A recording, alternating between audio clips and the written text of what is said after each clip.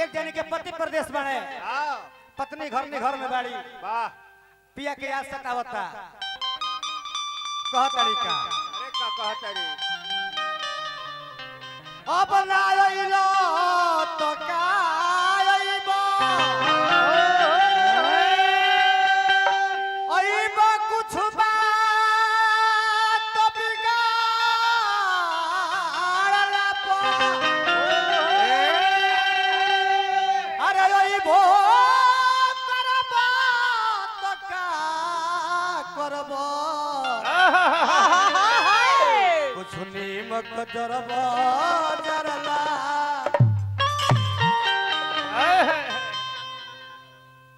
लग जा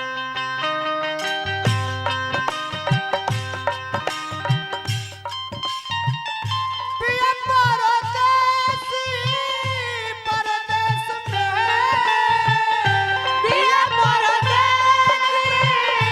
परदेश में, पिया परदेसी परदेश में, पिया परदेसी परदेश में।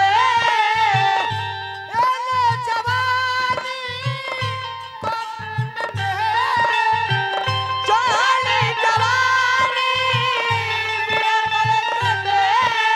कोयल के बोली कोयल के बोली लग जैसे गोली, कोयल के बोली लागल गोली, कोयल के बोली लागल गोली। जब डोले ले तो जब डोले ले, अरे जबानावा चलिए मेरो,